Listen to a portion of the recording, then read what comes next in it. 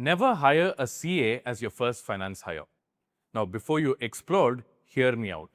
This isn't about CAs not being smart.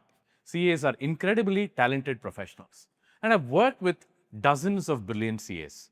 The problem is not intelligence, but the problem is about sequencing. Most founders confuse a professional degree with a business function. And that one mistake, it can set your finance team back by at least 2 years. Today, I'm going to break down exactly who you need to hire first, who you need to hire second, and when a CA actually makes sense. Because getting this order wrong costs you way more than you think. Quick intro if you're new. My name is Kishore Dasaka and I'm a fractional CFO. I help founders build their finance team from scratch. Everything from first accountant hire to exit ready finance teams. Who do I hire first in finance comes up in almost every single conversation. Let's start with what you actually need in the early days. When your startup is pre-revenue or early revenue, your number one priority is hygiene. Now, what does that mean? Clean books, timely compliance, proper invoicing, GST filed on time, TDS deducted correctly, bank reconciliations done every month. Absolutely no exceptions. Now, this is the boring stuff. Nobody tweets about it, but this is the foundation. And this is non-negotiable. Now, who does this work? A solid accountant. Not a CA, an accountant. Someone who's been doing bookkeeping for 3 to 5 years. Someone who knows Tally or Zoho books inside out. Someone who treats the month-end close like a religion. We've seen startups hire a CA for this role. And you know what happens? The CA eventually gets bored because this is below their training level in most cases. They're overqualified for the work that actually needs doing. And within 6 months, they either leave or worse, they stay and the books still aren't clean. Because they were busy thinking about tax planning and audits, when what you actually need is someone to make sure that the bank balance in your tally matches the bank balance in your bank statement. I'll give you a real example. We work with a SaaS founder, Series A stage. He had hired a CA straight out of the gate. Great credentials, rank holder, the whole package. But the month-end close was 25 days late. Bank reconciliations hadn't been done in 4 months. And when we asked the CA why, he said he was working on a tax restructuring plan. Now, brilliant work, absolutely needed, but wrong timing.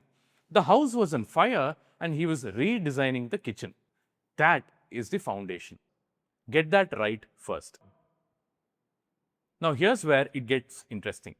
As you scale, the questions that you ask also change. In the early days, you're asking things like, are we compliant? Are my books clean? Are we doing our filings on time? But somewhere around the 2 to 5 crore revenue mark, the questions slowly start shifting. Now you're asking, how fast can we grow? How many people can we hire next quarter? What's our burn rate runway? What happens if our biggest client churns? Now these, as you know, these are not compliance questions.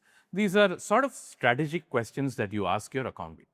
Now let me give you a real example of what this looks like. A founder we worked with was growing at 30% quarter on quarter. The accountant was doing a great job. The books were clean, the compliance was perfect, but nobody on the team could answer a simple question. If we hire 10 more engineers next quarter, when do we run out of cash? Now, this, as you know, is not an accounting question. It is a modeling question. It is a forecasting question. And the accountant is not trained to handle it. He wasn't hired for doing it. The founder ended up hiring 6 people too many, burned through runway 3 months faster than he had originally planned, and had to do an emergency bridge round at a terrible valuation. All because nobody on the finance team was looking forward. Everybody was looking backward.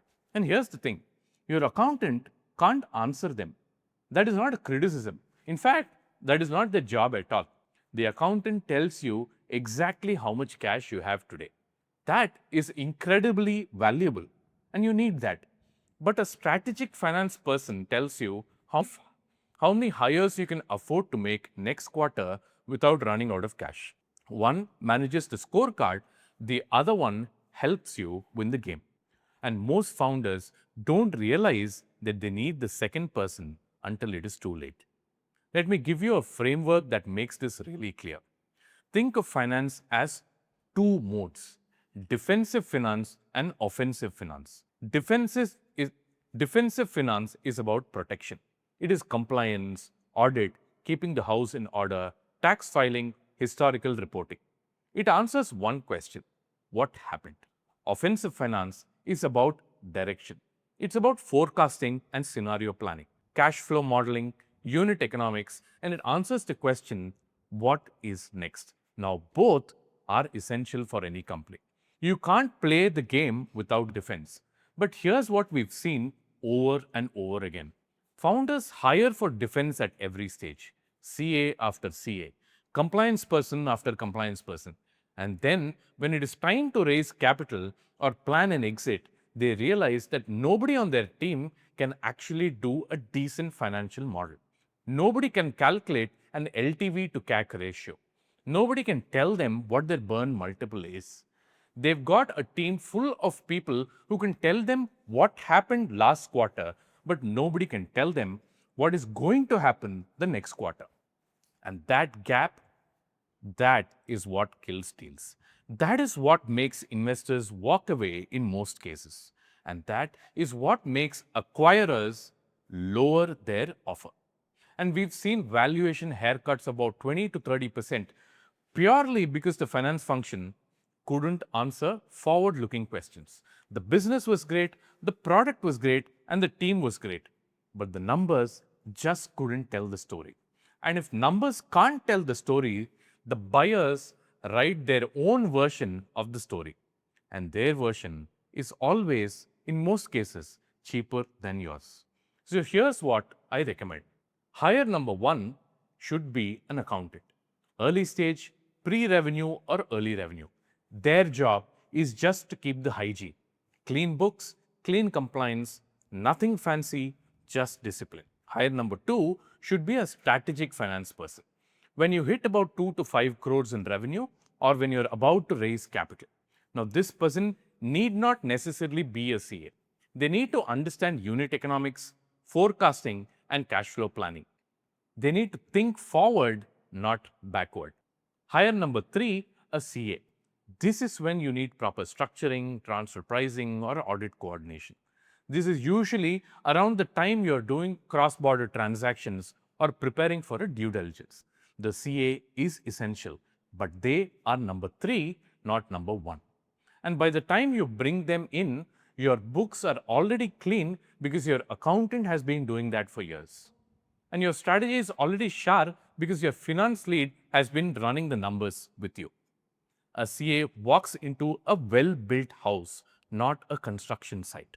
And that is when magic really happens. Because when a CA walks into a clean, well-structured finance function, they do what they do best: tax optimization, structuring, audit preparation, high-value work that actually justifies their expertise.